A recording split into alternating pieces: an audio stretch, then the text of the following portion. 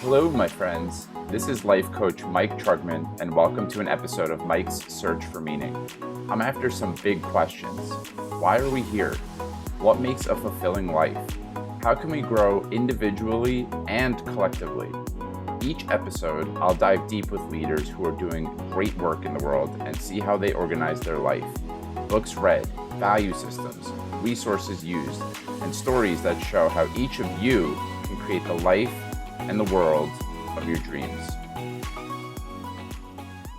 Two things before we get started with today's episode. The first is I'm coaching 100 people in the next 100 days. So far, I've conducted, I think, 15 of the conversations, and another 20 or so have booked in. And the people that are signing up to do some coaching with me are typically at some sort of inflection point, impasse in their lives. Whether it's a desire to start a new business, a feeling that something is missing, like I've achieved all of the things I thought I would in my life, but it's just not feeling the way that I thought it would. Wanting more intimacy in relationships, really any kind of transformation that you're seeking to create in your life or big life change. This is a really wonderful opportunity for you to experience me. And there's no strings attached in the conversation challenge. I come to each call just committed to serving you. And if that sounds interesting to you, then I do have some availability in May and some availability in June. The challenge will expire on June 20th. So do make sure that if you're listening before this point that you get some time in if my way of being or style or any of the challenges that I spoke about resonate with you in some way. And the second is this conversation. Well, it's not a conversation, it's a solo episode, but this episode is about manifestation and 6 essentials to manifestation. So if you want a downloadable guide, I have a Google form in the show notes that you could just fill out your name, your email. And if you do that, then I will email you a PDF copy of the guide that I've created around how to manifest your dream life. All right, without further ado, please enjoy this solo episode about how to manifest your dream life. Hello, my friends, and welcome back to another episode of Mike's Search for Meaning. So there's a topic that a lot of my clients come to me for, and I hear tons of different podcasts and tons of different personal development experts and gurus talk about manifestation. And it's something that I'm drawn to in my own life as well. Like who doesn't want to create the life that they truly, deeply desire? And manifestation has become this catch-all for if you envision the life that you want and you just get yourself in the right energy, then everything comes your way and the universe provides for you. And it's very alluring, but I think there's a lot of confusion around what this word really means. And so in the last 5 years or so, doing my own consumption and doing some of my own teaching and coaching around manifestation, I've put together what I think are 6 essentials for how to actually manifest your dream life. So I'm really excited to share this with you today. You should definitely get pen and paper ready. It's the type of thing you're going to want to take notes on, and there are lots of practical action steps here. So here are the 6 essentials for how to manifest your dream life. Number 1, claiming your story. Almost no one that I know was raised in a situation that completely nurtured all of who you were. And so what I know about human nature and people is that when we aren't embraced, accepted, loved for exactly who we are, if we aren't unconditionally loved, we start to tuck away parts of ourselves or present certain parts of ourselves to the world that don't feel entirely 100% true. Now, there's a whole separate podcast we could do about that and doing your healing work around that. But one very practical thing that I think anyone here can do right now is to just think about what were some of the ways. I guess there's 2 parts of this first one in claiming your story. Number 1, what were some of the ways that you weren't accepted for exactly as you were? So for me, this is an example I share all the time. I didn't feel societally and in some ways in my household, didn't feel accepted entirely for being shy and for being sensitive. Like I made that a bad, or I internalized that that was a bad quality, and so I wanted to hide from the world the fact that I was shy. And that's just one example. So what's one version of that for you? Or maybe there are multiple versions. Unfortunately, heartbreakingly, there are lots of ways that we might be not accepted. We might be told that we're too much, right? We might be told that our personality is too big. We might be told that we're not intelligent enough. We might have been told that we weren't athletic enough. You weren't man enough. You were too something or not enough of something. What were those somethings? So that's one element of claiming yourself and claiming your story. And then another part of it is, where in your past did you act in a way that was incongruent with who you really are? I'm going to share a personal story that will help you illuminate maybe some version of this for yourself. So when I was in college, I was very insecure, and I would do lots of crazy things to make my friends laugh, even if that came at the expense of another person. So there was one time we were all watching a Rangers playoff game, my friends and I. It was probably 10 of us, and we were at a bar in New York City. This was right after I graduated college, actually. And I vividly remember there was someone who went to school with me, who went to college with me, who posted an Instagram that put a bunch of hashtags to get more likes on their picture, and then promptly deleted them so that people wouldn't see it. So one of my friends caught wind of that while we were at the bar and was like, someone's got to call this person out. Like, someone's got to call her out for doing that and make it public.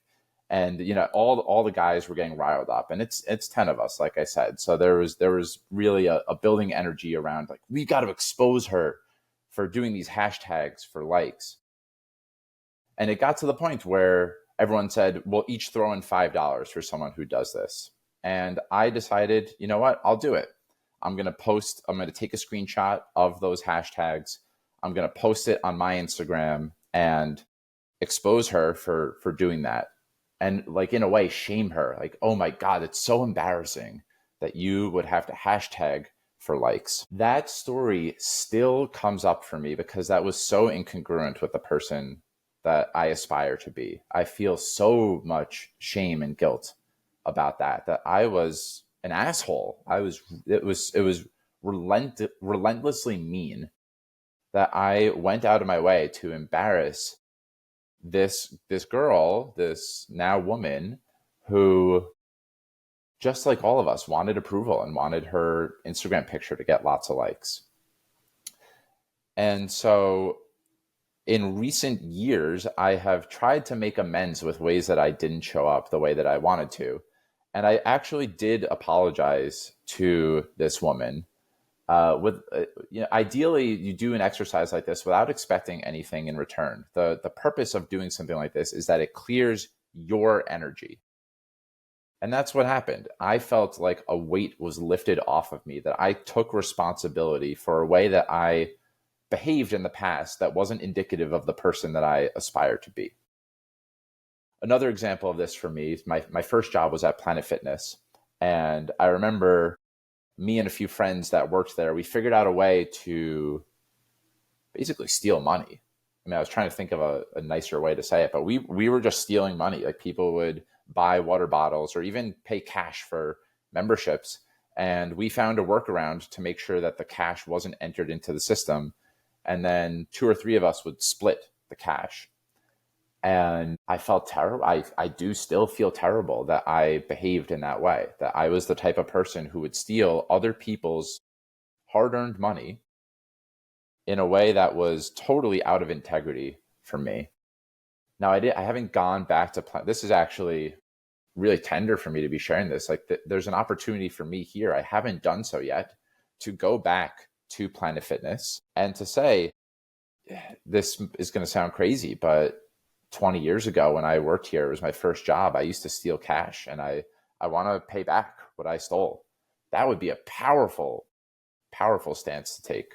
Now, what happens here when you start to claim yourself and claim your story in this way is that you're letting go of baggage that you don't realize you're carrying it in the moment. But I think all of us have moments where we think about these things in the past and they are blocking us from being able to experience the beauty of the here and now, and therefore are blocking us from manifesting the life that we truly deeply desire. So this is one that does not get enough airtime. I definitely wanted to share those two personal stories of mine. It's so important to do your own clearing of ways that you weren't embraced, accepted, unconditionally loved. If you feel capable of bringing yourself the love of meeting, for me, it would be meeting my shyness with unconditional love, meeting different fears, meeting my awkwardness, all the different things that I used to try and hide about myself. If I can meet those with an open heart and I can make amends with ways that I didn't show up the way I wanted to in the past, that clears your channel. It allows you to be more open to experiencing the life that you want to have and therefore manifesting your dream life. Hopefully that alone gives you everything you need from this podcast, because that to me is the most important step. Nothing that you build on top of a shaky foundation is going to stick. But let's move on to essential number 2. Essential number 2, connect to your heart and connect to your spirit. So there's a couple of different ways that we could go about this. And again, connecting to your heart and connecting to your spirit, I could have a whole life that is just devoted to what does that really mean. And so to pare it down to 5 or 10 minutes of a podcast is not doing it full justice, but I'll give you a little bit of a taster, and it'll help you to connect more to your heart and connect more to your spirit. So one way to do this is to just sit with the question, what brings me joy? And really feel into that question. Not what do I think should bring me joy, but what brings me joy? There are lots of different examples of this. I find that most of them are really simple. A question that I have asked many times on my podcast is, what's an ordinary everyday moment that brings you great joy? And a lot of times it's really simple things. I love hearing my children laugh or my partner laugh. I love to laugh. I love experiencing nature, seeing the vibrant colors of a flower, seeing a sunrise, seeing a sunset. I love to play video games with my friends. I don't know. There's so many different things that can bring you joy. So one way you could approach this is to just make a list of different things that bring you joy. But when it comes to manifesting your dream life, it isn't about the intellectual understanding of joy. It is about embodying and feeling joy. So rather than in this moment, I would advise, rather than making a list of all of the things that bring you joy, although that's really helpful. If you want to go ahead and do that actually. You can make a list of all the things that bring you joy. But as you scan through that list, what's the thing that stands out to you? What is one thing that stands out to you? And if you can really allow yourself to feel into the joy of that moment or that thing, that's really a powerful way to start manifesting your dream life. The more that you're in the experience of joy, the more that you're going to be connected to your heart and your spirit and doing things that move you. So if joy feels elusive, or if that's not a word that is catching you, maybe what do I find beautiful, or what am I moved by? Those are really beautiful questions too. And you do the same thing. You want to allow yourself to feel beauty, to feel what you're moved by, and not just an intellectual understanding of, all right, here are lots of things that are beautiful. And we're all guilty of this from time to time, right? I know that I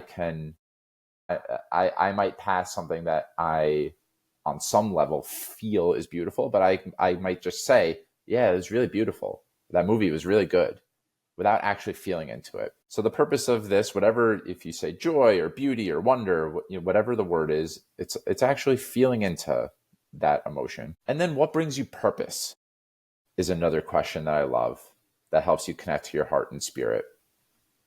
Now notice that I didn't say you have to go find your purpose. It's what gives you purpose.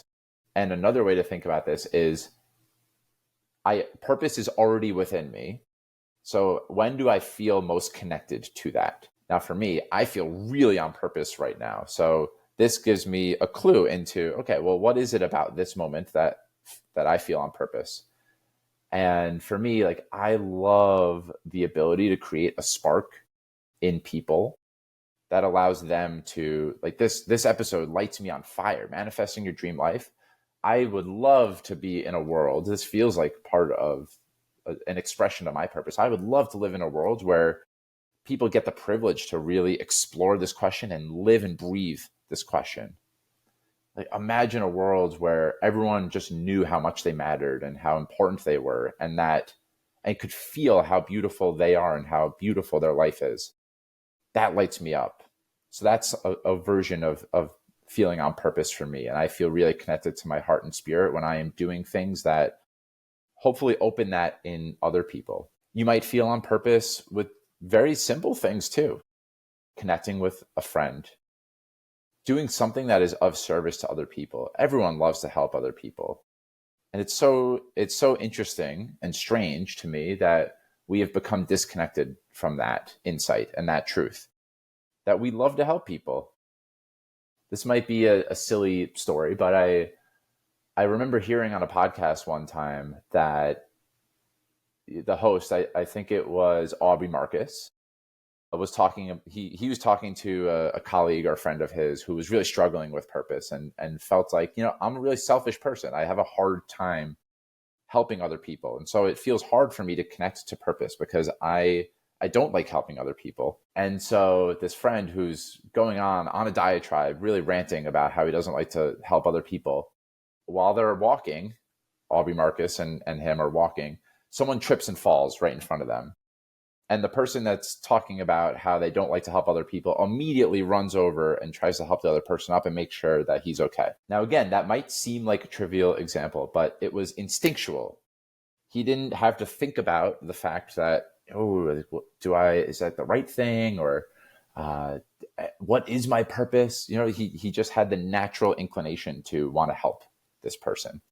And I see it all the time as well. In New York City, I've passed many people who have either tripped or, were carrying lots of stuff as they're moving into their apartments, and it all falls down and people flock over to help. It's natural.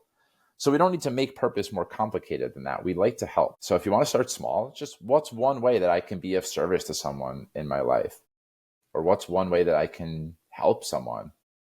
What's one way that I can demonstrate love and kindness to another person? Those are all things that help us feel on purpose. And if you're like me and you're a romantic and like to get grandiose, then there's nothing wrong with that either, right? That you want to have an impact at a larger scale. That's a beautiful thing too. But the point here is there's no right or wrong. There's no deed or purpose that is too small. Anything that helps you feel connected to your heart and your spirit and feels like it's moving you, that is going to help you manifest your dream life. The more that you are engaging in activities like that, or even just engaging in the thoughts of or the questions of like, what would bring me joy? What would bring me purpose? How could I connect to my heart?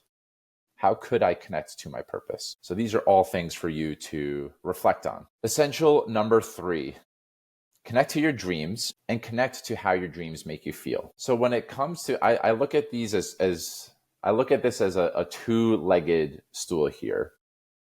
You want to really establish presence and connect to what's here and now.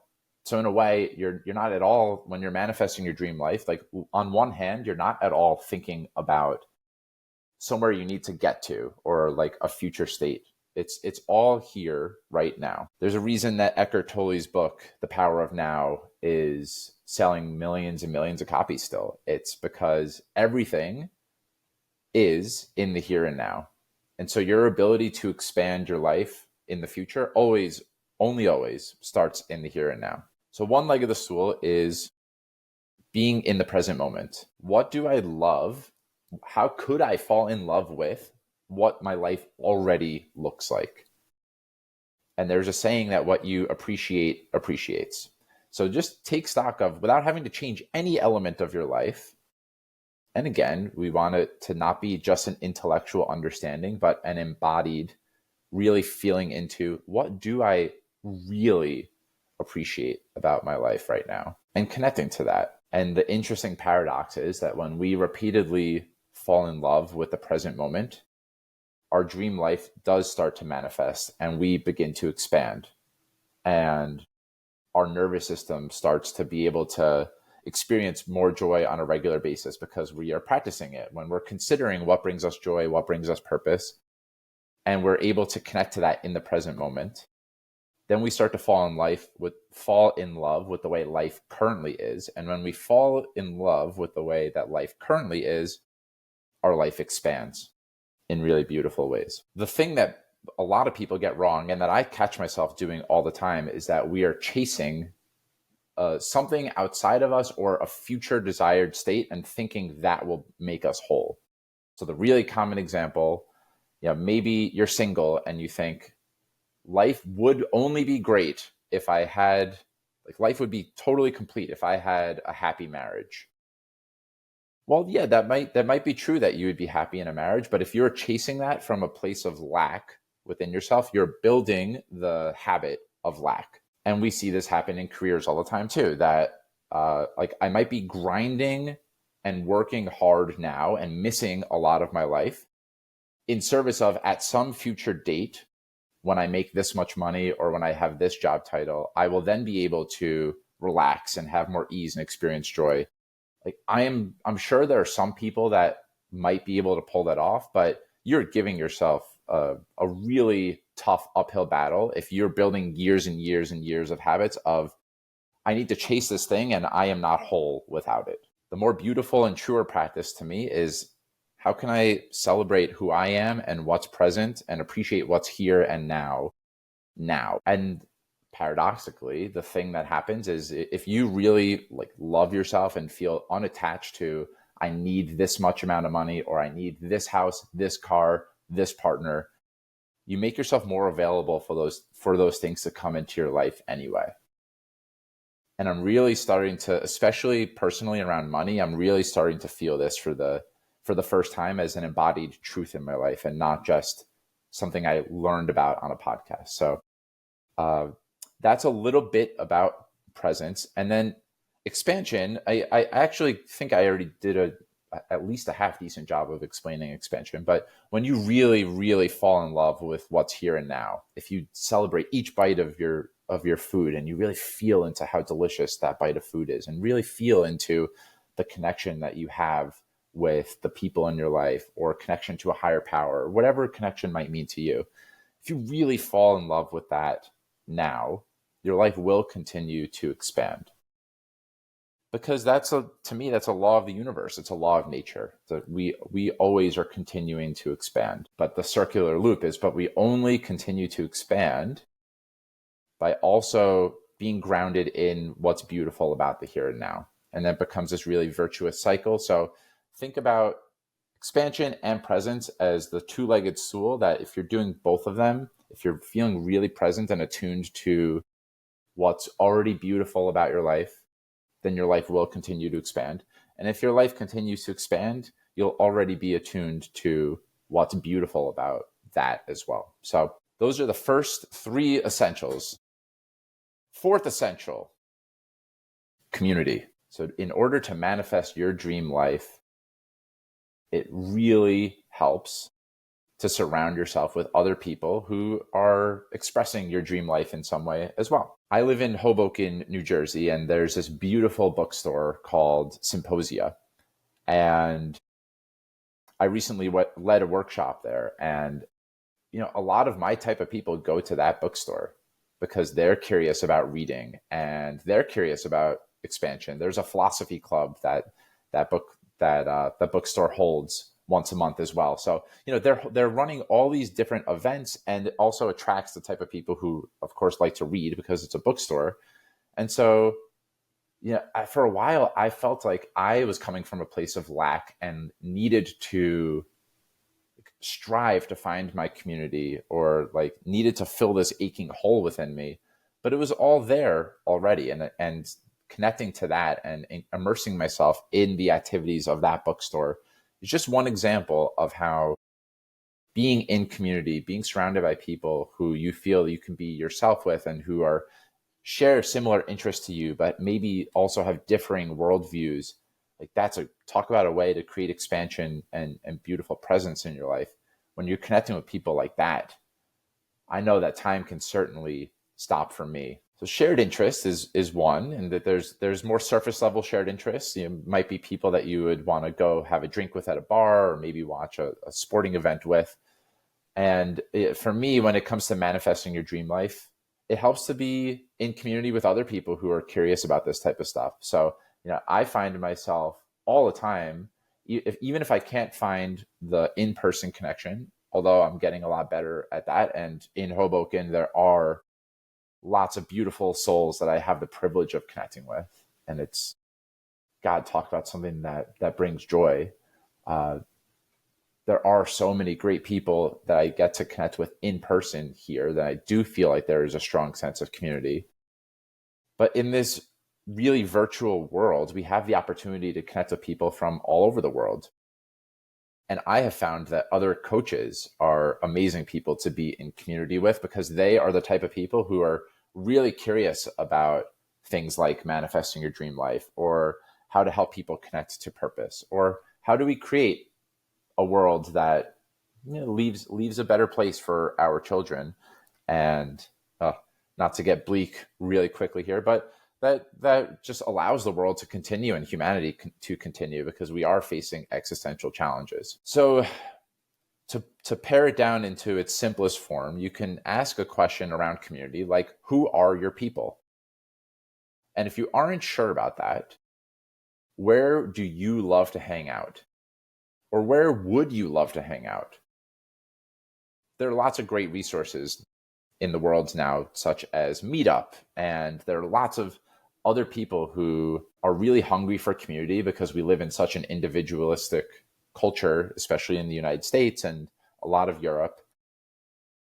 There are a lot of people who are feeling that this is a really strong need and are building communities of their own. And so there are lots of different opportunities for you to engage with other people who share interests and share dreams, desires with you. And I think that's a really beautiful way to supercharge your dream life, is to be around other people. Even if you're an introvert like me, I've learned more and more over the years that yes, recharging alone can be really helpful and is my preferred state in a lot of ways. But I'm also really energized. And I think every human to some extent is really energized by being around other people. And especially when you feel seen in both directions. So even if you only have one or two people that you feel like you can be yourself with, that's an incredible gift. But being in community is, can't recommend it enough. Maybe another couple of ideas that are coming up for me. So if you like exercising, going to fitness classes and having the courage to go up to one person at the end of a class and say, hey, like I've been looking to meet more people in the community here. And because we share an interest in doing this workout class, I figured, you might be the type of person that I'd want to hang out with. Would you be open to getting a cup of coffee? Now, I know that might be perceived as taking courage, but you do that enough times and it won't feel so strange. It won't feel so weird, and you'll be able to create deeper connection and relationships in your life. There's running clubs. There's all sorts of beautiful ways that you can engage with other people. And so essential number 4, finding community. Who are your people? Essential number 5 to manifest your dream life, taking care of your body. Now, every single essential that I'm saying, I'm realizing that you could have entire lives devoted to delving into each of these more. But I would just, like I said, I wanted to give you food for thought about how each of these things will allow you to have the experience of feeling like your life is really great. And a lot of these things are, within your control if you do enough digging within yourself. Okay, taking care of your body. There are lots of different things that this might mean, but here are some of the essentials in the ways that I look at it. Monitoring your sleep and creating the conditions that allow for you to get really good sleep.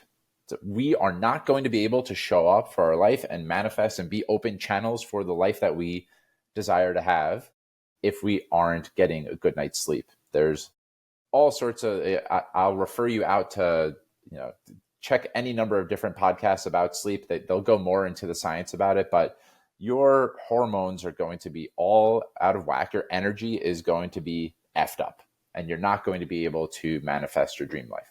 So definitely make sure that you're creating conditions that allow for you to get a good night's sleep. Nutrition is a huge element of this. So a good starter for nutrition, there's a lot of junk out there about what's the right way to eat, and should I do the ketogenic diet or paleo, or should I do low FODMAP? There's all sorts of dieting advice, but the number one thing you could do is just pay attention. Like, how does your body respond when you eat certain foods? And even just beginning to build awareness around that can start to shift things for you. And when your body does feel energized, like I could certainly tell you the difference between when I eat, say, a blueberry or like pasture-raised eggs, or if I have a piece of cake. My body will respond in different ways. And part of what allowed me to develop that awareness, it's not because I knew that cheesecake has more calories than eggs. I just have learned to pay attention to how does my body respond. You could do the same thing for sleep as well. Being aware of how your body responds to different foods is a great first step. And of course, just follow the energy. If your body feels good having blueberries, eat more blueberries. If you feel like, my heart actually starts racing when I have blueberries, some people respond poorly to any amount of sugar. And so that might be something for you to look at. I am now feeling called to say, I'm not a doctor. This isn't medical advice. But everyone now there's enough information out there that you can start to become your own advocate, and your body is always giving you cues and signals. And so learning to turn towards yourself allows you to be more present to the information that your body is giving you. I'm running up a little bit on time here, so I'm going to run through each of the remaining ways to take care of your body, but these are all essentially important, and I would invite you to do more digging about what this looks like for you. So movement is really important. Exercising is one of the most important things, and we live such a sedentary lifestyle today. So even just walking for 30 minutes is a great way to get your body moving. I love strength training. I love doing sprints. There's lots of different ways that you can get movement in your life. Yoga, jogging. So the key with movement, I think there's a very logical next question that a lot of people have about movement is, what's the best thing for my body, or what's the healthiest form of movement? Few things here.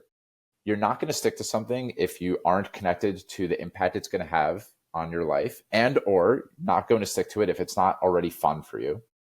So if you love basketball and you hate strength training, probably better to just start with basketball for now. And you might learn over time how to enjoy strength training more, but the best workout plan is the one that you're going to adhere to. So if you don't have a good movement plan, at least starting with things that you enjoy doing is a good place. And then, if you enroll your mind in the benefits of strength training, that might help. If you recognize, I feel better after a workout. I might not enjoy it during, but I feel better after.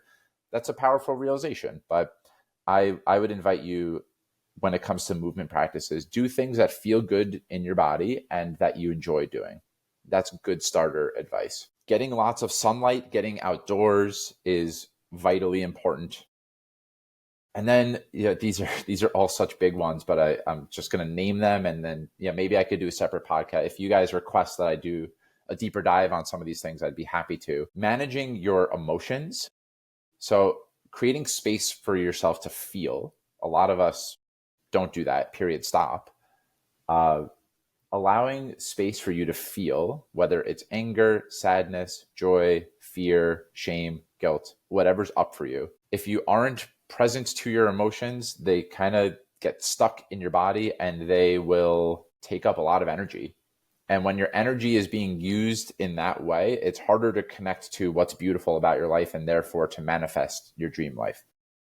So this is another one of those interesting paradoxes, is that when you can meet your anger with love, or meet your fear with love, meet whatever your emotional experience is with love, and compassion and understanding. It frees up your energy and allows you to get more of a state of, whether it's gratitude, appreciation, expansion. It frees up way more bandwidth for those things to happen. And again, broken record over here.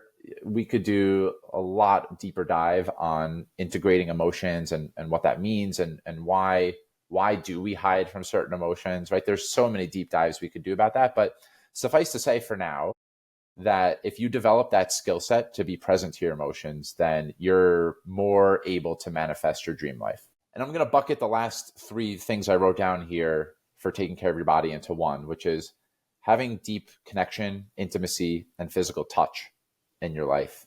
So important. It's like I could feel the way that it's such a mammalian need that we have as humans, and we're really deprived of it and starved of it, a lot of us, that we don't have enough real connection and intimacy and physical touch in our life.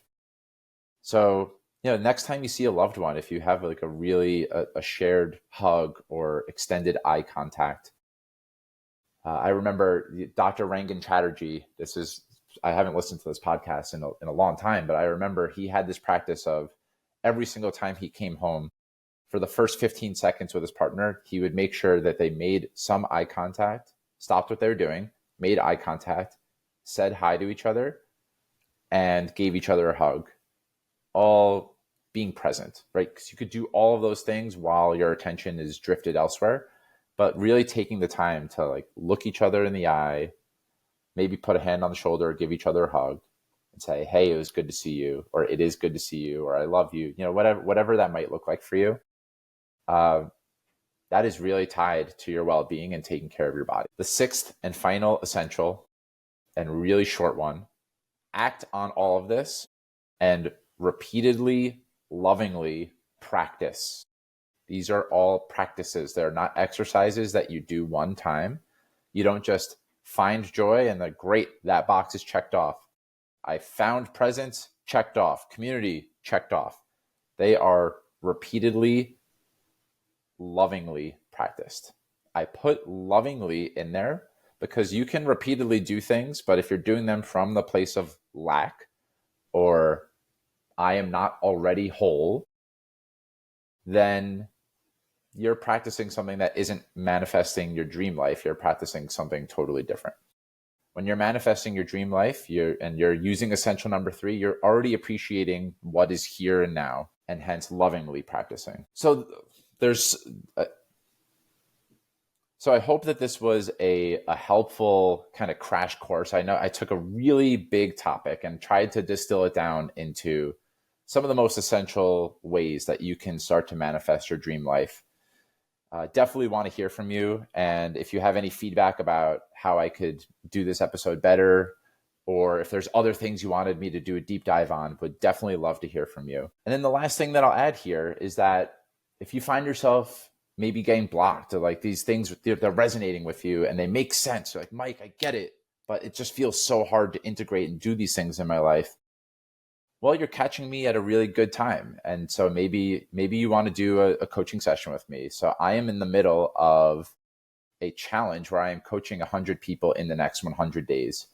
And about 25 of the slots have been booked. So the beginning batch has already been booked. I'm all scheduled out until probably the end of April. But if this conversation is speaking to you and you want some support in a coaching session, feel free to book one of those spots starting at the end of April, but also there's availability in May and for about half of June. Definitely encourage you to take me up on that. And I know that bringing yourself into a coaching session can be a big leap. And so it requires a lot of courage. And if you don't feel ready to do that yet, but you just want to have a guide or something that you can refer to, I'm going to make a How to Manifest Your Dream Life 6 Essentials guide that helps you walk through it. So I'm going to make a link to that in the show notes as well. Feel free to download that and use that as a guide that you can journal with. And of course, you want to make sure that you're following through and lovingly, repeatedly practicing. So that's my goal with this episode, is that you are now one step closer to manifesting your dream life because you love what already is. Thank you so much for listening. Hand over heart, sending each of you lots of love, and take very good care. Thank you so much for taking time out of your day to listen to Mike's Search for Meaning. If you enjoyed it, please subscribe, share this episode with your friends, and leave a review. I look forward to seeing you next time, my friends. And until then, stay safe, stay well, and keep living with purpose. Peace.